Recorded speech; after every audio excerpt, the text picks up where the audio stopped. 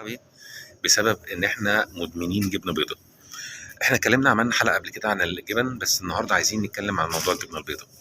الجبنه البيضاء مشكلتها يا جماعه ان هي خصوصا اللي احنا بناكلها في الوطن العربي، مشكلتها ان هي بتحتوي على الدهن النباتي او الاي او اللي هي الاي نمبر.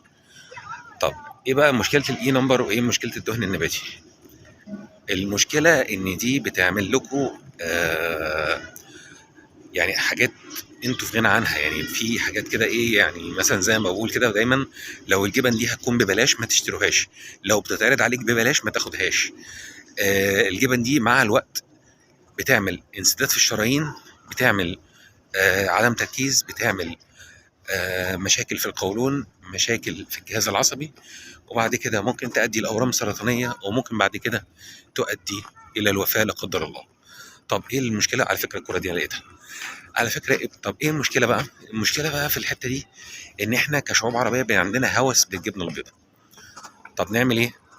اولا لازم نبعد عن المنتجات اللي هي موجودة فيها الدهن النباتي او الاي نمبر، ونبتدي نشوف الليبل المكتوب عليه دهن حيواني او قشطة او زبدة.